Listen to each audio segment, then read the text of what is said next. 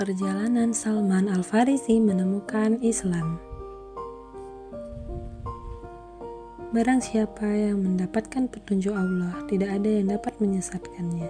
Sebaliknya, barang siapa yang disesatkan olehnya, tidak ada yang dapat menunjukinya.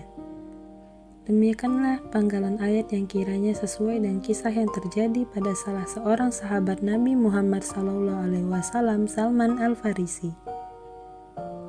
Pencarian panjang Salman untuk menemukan kebenaran telah melewati perjalanan yang berliku, hingga akhirnya ia menemukan kebenaran yang dibawa oleh Nabi Muhammad SAW yang membuatnya memeluk Islam. Salman adalah seorang sahabat Nabi yang berasal dari bangsa Persia, yaitu dari sebuah desa bernama Jayun di kota Isfahan. Ayahnya adalah seorang kepala desa. Karena sikap baiknya kepada sang ayah, Salman dipercaya ayahnya untuk mengawasi api yang dinyalakan. Demikianlah, ayah Salman adalah seorang Majusi yang menyembah api.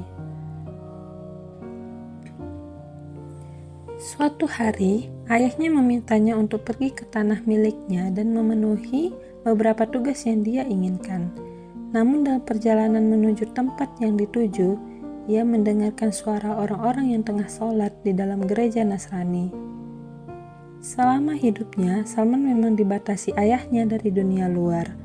Rasa penasaran membuat Salman masuk ke dalam gereja dan melihat apa yang mereka lakukan. Saat melihatnya, Salman mengaku bahwa ia menyukai sholat mereka dan tertarik terhadap agama Nasrani. Salman memang memiliki pemikiran yang terbuka dan bebas dari taklid buta.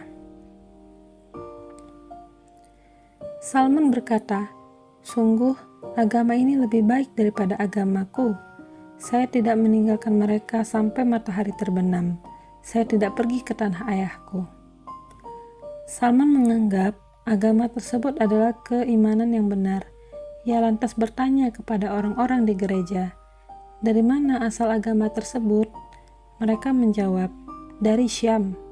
Negara Syam sangat dikenal termasuk 4 negara, yaitu Suriah, Yordania, Palestina, dan Lebanon. Salman tetap mengingat ayahnya dan kembali. Setelah ayahnya mengirim seseorang untuk mencarinya, ia lantas menceritakan apa yang dialaminya dan termasuk ketertarikannya kepada agama Nasrani itu. Sang ayah lantas menegaskan bahwa tidak ada kebaikan pada agama Nasrani. Sang ayah bersikeras bahwa agama Majusi adalah agama nenek moyangnya yang lebih baik. Namun, Salman menegaskan bahwa agama Nasrani itu lebih baik dari Majusi. Karena pendiriannya itu, ayahnya kemudian mengancamnya dan merantai kedua kakinya serta memenjarakannya di rumahnya. Namun, Salman mengirimkan pesan kepada kaum Nasrani untuk memberi kabar jika ada pedagang Nasrani yang datang dari Syam.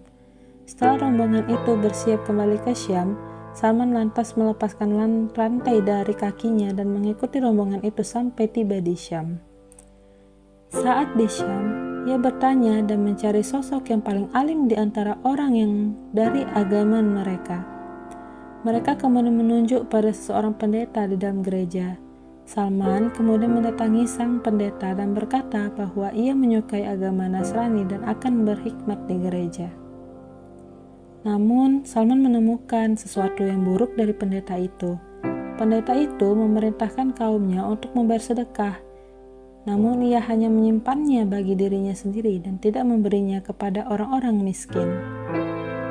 Salman yang membenci perbuatan sang pendeta hingga akhirnya sang pendeta meninggal. Ia membuka keburukannya kepada kaumnya dan menunjukkan harta simpanan berupa 7 guci emas dan perak yang disembunyikan sang pendeta. Kaumnya lantas enggan menguburkan sang pendeta dan mencaci makinya. Kemudian mereka mengganti pendeta yang lebih baik. Salman berkata, "Demi Allah, saya tidak pernah melihat seseorang yang sholat 5 waktu lebih baik darinya. Tidak juga seseorang yang lebih zuhud dari kehidupan di dunia ini dan sangat condong kepada akhirat. Tidak juga seseorang yang lebih sungguh-sungguh bekerja siang dan malam dibanding dengannya. Saya mencintainya lebih daripada orang lain yang saya cintai sebelumnya. Salman tinggal beberapa waktu dengan pendeta tersebut hingga ajal menjemput sebelum meninggal. Pendeta tersebut berwasiat kepada Salman, "Demi Allah, saya tidak mengetahui seseorang pun yang masih berpegang kepada agama yang saya berada di atasnya, kecuali seorang laki-laki di Musil. Maka bergabunglah dengannya." Dan dia memberikan Salman nama orang tersebut. Salman pergi kepada Uskup Al-Mausil dan menetap bersamanya. Ia orang yang sangat baik seperti cerita sahabatnya. Tidak lama kemudian, uskup tersebut meninggal dunia. Menjelang meninggal dunia, Salman berkata kepadanya, "Sekarang keputusan Allah telah datang kepadamu seperti yang engkau lihat. Maka kepada siapa engkau wasiatkan? Apa yang engkau perintahkan kepadaku?" Uskup berkata, "Anakku, demi Allah, aku tidak tahu ada orang yang seperti kita kecuali satu orang saja di Nasibin, yaitu si Fulan. Pergilah kepadanya." Salman pergi kepada Uskup Nasibin dan tinggal bersamanya. Tidak lama kemudian, ajal menjemputnya. Menjelang kematiannya, Salman berkata kepadanya, "Kepada siapa engkau wasiatkan?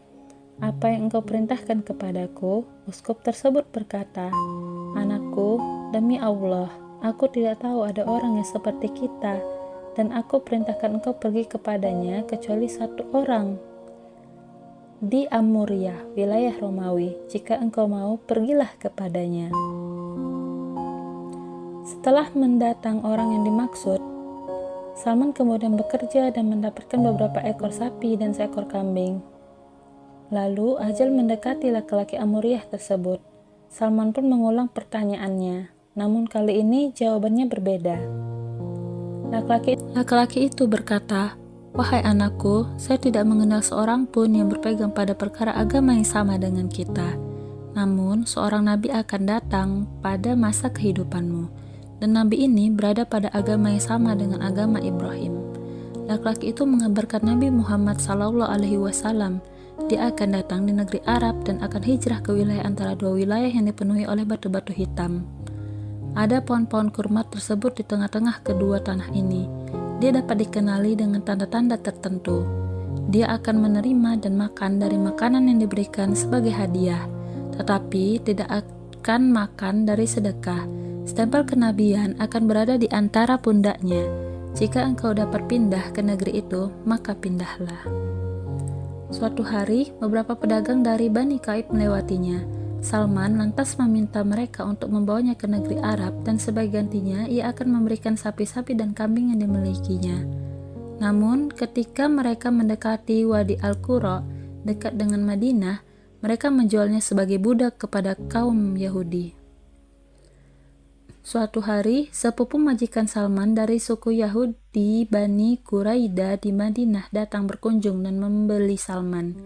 Ia lantas membawa Salman ke Madinah. Hingga suatu hari Nabi Muhammad hijrah ke Madinah. Beberapa waktu kemudian, saat Salman sedang bekerja, saudara sepupu majikannya datang berkata, "Celaka Bani Kilah." Mereka berkumpul di Kuba di sekitar seorang laki-laki yang datang hari ini dari Makkah, mengatakan dirinya sebagai seorang nabi. Bergetar hati Salman saat mendengarnya. Saat malam, Salman pergi menemui Rasulullah ketika berada di Kuba. Saat bertemu, Salman memberinya apa yang dia simpan sebagai sedekah. Rasulullah berkata kepada para sahabatnya untuk memakannya, namun beliau sendiri tidak memakannya. Saat itulah Salman merasa yakin bahwa Rasulullah adalah sosok Nabi yang dimaksud. Pada pertemuan ketiga, Salman datang ke Baqil, tempat pemakaman para sahabat Nabi, yang mana saat itu Nabi tengah menghadiri pemakaman salah seorang sahabatnya. Saat itu Salman menyapa dengan sapaan Islam, "Assalamualaikum," dan kemudian berputar ke belakangnya untuk melihat stempel kenabian yang digambarkan kepadanya. Ketika Nabi melihatnya, beliau mengetahui bahwa ia tengah berusaha membuktikan sesuatu yang digambarkan kepadanya. Beliau melepas kain dari punggungnya dan membiarkan ia melihat stempel itu. Salman berkata, "Saya mengenalinya," lalu membungkuk, mencium, dan menangis. Rasulullah memerintahkan Salman untuk berbalik, yakni berbicara kepadanya. Salman menceritakan kisahnya. Beliau sangat menyukainya sehingga meminta Salman menceritakan seluruh kisah itu kepada para sahabatnya. Saat itu, Salman masih menjadi budak, karenanya ia tidak mengikuti 2 peperangan. Nabi memintanya untuk membuat perjanjian dengan tuannya untuk membebaskannya dari status budak. Salman lantas mendapatkan persetujuan dengan tuannya, yang mana dia akan membayar majikannya 40 uqiyah emas dan menanam 300 pohon kurma yang baru. Nabi meminta para sahabat untuk membantu Salman mengumpulkan sejumlah pohon kurma yang diminta. Nabi kemudian memerintahkan Salman untuk menggali lubang yang cukup untuk menanam bibit. Rasulullah kemudian menanam setiap bibit dengan tangannya sendiri. Salman lantas memberikan pohon-pohon itu kepada majikannya. Di sisi lain, Nabi juga memberi Salman emas sebesar telur ayam dan memintanya untuk memberikan emas seberat 40 uqiyah itu kepada majikannya sebagai penebus utang. Salman pun akhirnya dibebaskan. Sejak saat itu, Salman menjadi sahabat dekat Rasulullah. Oke, thanks for watching. Jangan lupa subscribe, like, dan komen. Sekian, terima kasih.